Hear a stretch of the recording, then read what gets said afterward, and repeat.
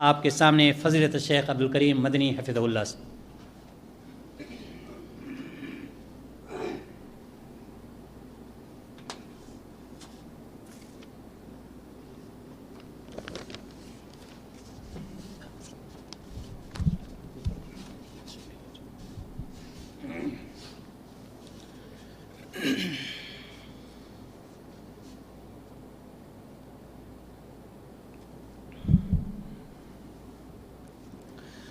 السلام علیکم ورحمۃ اللہ۔ الحمدللہ والصلاۃ والسلام علی رسول اللہ وبعد، اعوذ باللہ من الشیطان الرجیم وانک لعلی خلق عظیم۔ محترم علماء کرام، سامعین اعظام، بزرگوں اور دوستو، میں سب سے پہلے اللہ تعالیٰ کا شکر گزار ہوں، بعدہ مکتب دعویٰ ثنایا قدیمہ کا، خصوصاً شیخ محترم منصور صاحب مدنی حفظہ اللہ کا، کہ انہوں نے اس عظیم الشان کانفرنس میں لب کشائی کا موقع عنایت کیا۔ جیسا کہ آپ لوگوں کو معلوم ہو چکا ہے، ہمارا موضوع ہے اخلاق حسنہ سیرت نبوی کی روشنی میں۔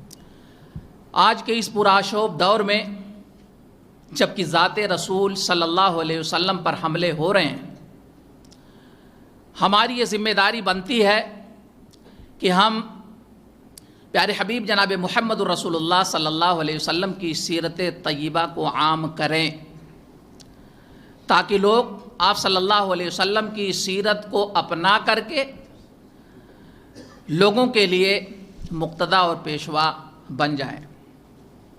میرے بھائیوں، پیارے نبی جناب محمد الرسول اللہ صلی اللہ علیہ وسلم اخلاق و کردار کے اعلیٰ مقام پر فائز تھے، جیسا کہ اللہ فرماتا وَإِنَّكَ لَعَلَىٰ خُلُقٍ عَظِيمٍ کہ اے نبی تو بلند اخلاق پر ہے۔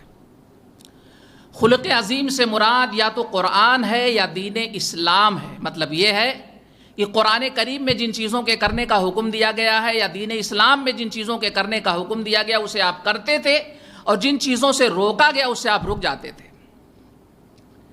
یا یہ کہ اس سے مراد تہذیب و ثقافت، امانت و دیانت، حلم و کرم، نرمی اور مہربانی مراد ہے، اور جس سے آپ صلی اللہ علیہ وسلم متصف تھے نبوت سے قبل بھی، اور نبوت کے بعد اس میں مزید وسعت اور گہرائی آئی۔ اور اسی کو حضرت عائشہ رضی اللہ تعالیٰ عنہ نے کہا کانا خلقہ القرآن کہ آپ صلی اللہ علیہ وسلم کا اخلاق قرآن تھا۔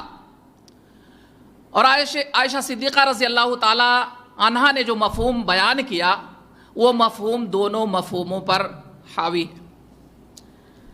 میرے بھائیوں، پیارے نبی جناب محمد الرسول اللہ صلی اللہ علیہ وسلم اخلاق و کردار کے اعلیٰ مقام پر فائز تھے، ساتھ ہی آپ صلی اللہ علیہ وسلم چاہتے تھے کہ امت بھی اعلیٰ اخلاق و کردار کا نمونہ بنے، اور صحابہ کرام رضوان اللہ تعالیٰ علیہم اجمعین کو جا بجا آپ اس کا حکم بھی دیتے تھے۔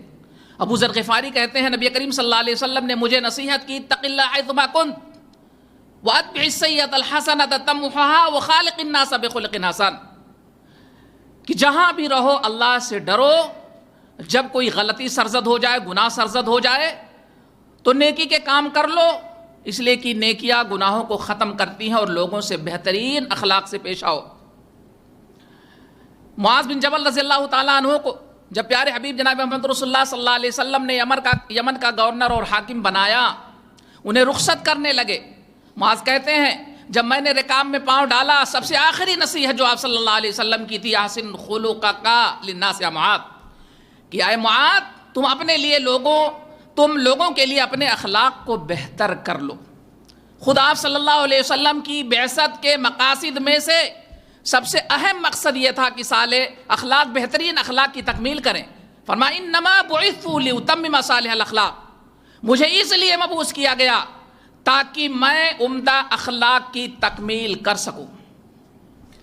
میرے بھائیوں، حسن اخلاق کی فضیلت میں چند روایتیں بھی پیش کر دوں، وقت مختصر ہے، میں اس کی رعایت کرتا چلوں گا۔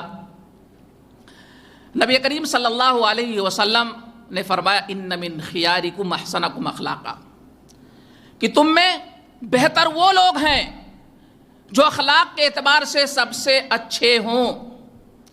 اسی طریقے سے آپ نے فرمایا ما شیء نثقل فی میزان المؤمن یوم القیامہ من خلق حسن، کہ قیامت کے دن مومن کی ترازو میں خلق حسن سے زیادہ، بہترین اخلاق سے زیادہ وزنی کوئی چیز نہیں ہوگی۔ اکمل المؤمنین ایمانا احسنہم خلقا، ایمان کے اعتبار سے سب سے کامل وہ لوگ ہیں جو اخلاق کے اعتبار سے سب سے افضل ہوں۔ نفل کا اہتمام نہیں کر سکتے ہیں تو اخلاق کو اعلیٰ کرو۔ ان المؤمن لیدرک بحسن خلقہ درجۃ الصائم القائم، کہ ایک مومن اپنے حسن اخلاق کی وجہ سے شب بیدار اور روزے دار کا درجہ پا لیتا ہے۔ میرے بھائیوں، حسن اخلاق کی فضیلت میں بہت ساری روایتیں ہیں، میں اسی پر اکتفا کرتا ہوں۔ اب آئیے حسن اخلاق سے چند باتیں بتاؤں نبی کریم صلی اللہ علیہ وسلم کے حسن اخلاق میں سے۔ تو حسن اخلاق میں سے عفو درگزر کرنا، جاہلوں سے اعراض کرنا ہے، اور نبی کریم صلی اللہ علیہ وسلم اس کا سب سے بہترین نمونہ تھے۔ بہت ساری روایتیں ہیں، ان میں سے میں ایک دو پیش کرتا ہوں۔ حضرت انس رضی اللہ تعالیٰ عنہ کہتے ہیں کنت امشی مع نبی صلی اللہ علیہ وسلم، کہ میں نبی صلی اللہ علیہ وسلم کے ساتھ چل رہا تھا، ایک بدو ایک دیہاتی آیا، نبی کریم صلی اللہ علیہ وسلم سرخ دھاری دار چادر اوڑھے ہوئے تھے، زیب تن کیے ہوئے تھے، اس نے اس زور سے کھینچا کہ آپ صلی اللہ علیہ وسلم کی گردن مبارک پر نشانات پڑ گئے۔ نبی کریم صلی اللہ علیہ وسلم نے مڑ کر کے اس کی طرف دیکھا، صحابہ کرام سوچ رہے تھے بھی کچھ کہیں گے، لیکن قربان جائیے آپ صلی اللہ علیہ وسلم کی ذات گرامی پر آپ صلی اللہ علیہ وسلم نے کچھ بھی نہیں کہا، مسکرا دیے اور کہا جو مانگ رہا اسے دے دو۔ میرے بھائیوں، وہ واقعہ یاد ہوگا، نجد کی جانب غزوہ سے آپ لوٹ رہے تھے، مختصر کر کے بیان کر رہا ہوں۔ ایک بدو نے آپ کو اکیلے دیکھا، آپ کی لٹکی ہوئی تلوار اٹھائی، کہنے لگا میں یمنعک منی یا محمد، اے محمد آج تجھے میرے ہاتھوں سے کون بچائے گا؟ آپ صلی اللہ علیہ وسلم نے فرمایا، جیسا کہ دوسری روایت میں آتا ہے، اللہ۔ اس کے ہاتھ سے تلوار گر گئی، اٹھایا، کہا میں یمنعک منی، اب تجھے کون بچائے گا؟ اس کا ایمان تو اللہ پر تھا نہیں، کہا محمد اگر آپ میری جان بخشیں تو میں بچ سکتا ہوں۔ آپ نے کہا تو ایمان لاتا ہے، کلمہ پڑھتا ہے؟ کہا نہیں، نہ ایمان لاؤں گا نہ کلمہ پڑھوں گا۔ قربان جائے آپ صلی اللہ علیہ وسلم کی ذات گرامی پر، آپ اس کو قتل کر دیتے تو دنیا کچھ نہیں کہتی، کیونکہ وہ آپ کے قتل کے ارادے سے آیا تھا، لیکن آپ صلی اللہ علیہ وسلم نے اسے بخش دیا، چھوڑ دیا۔ حتی عائشہ رضی اللہ تعالیٰ عنہ کہتی ہے من تقم رسول اللہ صلی اللہ علیہ وسلم لنفسه الا ان تنتهك حرمت اللہ فینتقم للہ بها۔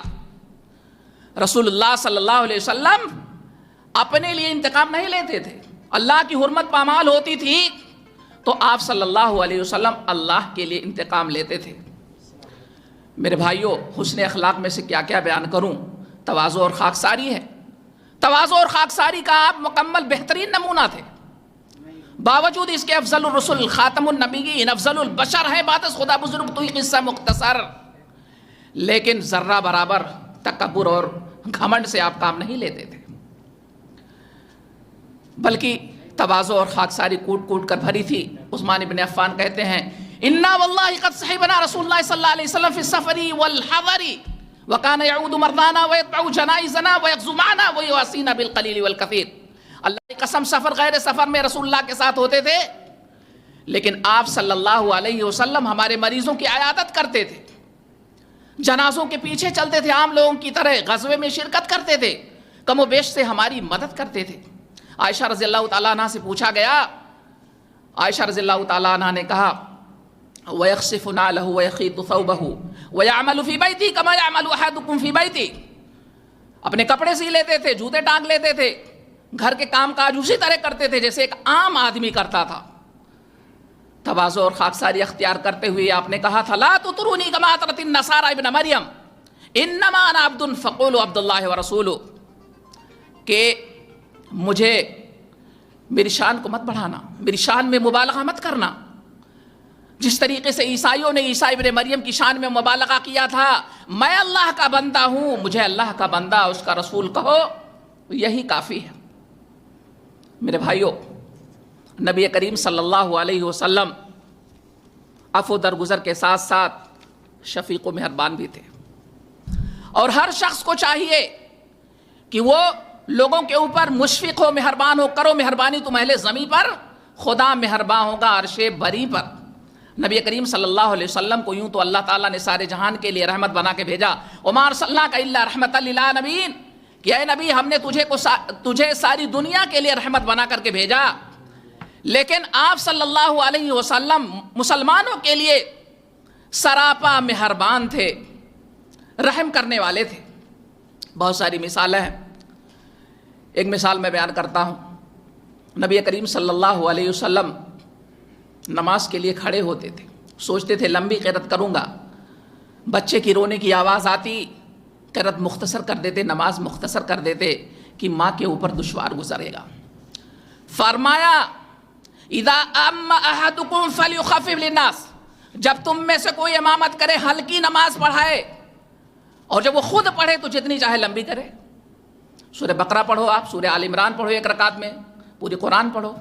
لیکن جب لوگ ہوں تو رعایت ضروری ہے. فإن فیہم الضعیف والسقیم والکبیر, کیونکہ اس میں سقیم بھی, بیمار بھی ہوتا ہے, کمزور بھی ہوتا ہے, ضعیف بھی ہوتا ہے, سب کچھ ہوتے ہیں. میرے بھائیوں, پیارے حبیب جناب محمد الرسول اللہ صلی اللہ علیہ وسلم کی سیرت ہمارے لیے نمونہ ہے, مشعل راہ ہے. لقد کان لکم فی رسول اللہ اسوۃ حسنہ, رسول کی زندگی تمہارے لیے بہترین اسوہ ہے, بہترین نمونہ ہے. رسول کی سیرت کو پڑھیے, نبی کریم صلی اللہ علیہ وسلم کی شمائل کو, آپ کے اخلاق کو پڑھیے, اس کا مطالعہ کریے, اپنی زندگی میں ڈھالیے, لوگوں کے لیے اسوہ اور نمونہ بنیے. میرے بھائیوں, وقت ہمارا ختم ہونے والا ہے, اور میں اپنی بات اس شعر کے ساتھ ختم کرتا ہوں کہ فَأَخْلَاقُ الرَّسُولِ لَنَا کِتَابُ فَأَخْلَاقُ الرَّسُولِ لَنَا کِتَابُ وَجَدْنَا فِيهِ أَقْصَى مُبْتَغَانَا, کہ اخلاق رسول ہمارے لیے کھلی ہوئی کتاب ہے, اور اس میں ہمیں وہ سب کچھ ملتا ہے جس کی ہمیں ضرورت ہے. وَعِزَّتُنَا بِغَيْرِ الدِّينِ ذُلٌّ وَعِزَّتُنَا بِغَيْرِ الدِّينِ ذُلٌّ وَقُدْوَتُنَا شَمَائِلُ مُصْطَفَانَا, اور ہماری عزت دین اسلام اختیار کرنے میں ہے. بغیر دین اسلام کی کوئی عزت ہی نہیں ہماری. اور ہمارے قدوہ, ہمارے پیشوا, ہمارے رہنما, ہمارے مقتدا محمد الرسول اللہ صلی اللہ علیہ وسلم, آپ کی سیرت اور آپ کے اخلاق حسنہ. وما علینا الا البلاغ. السلام علیکم ورحمۃ اللہ.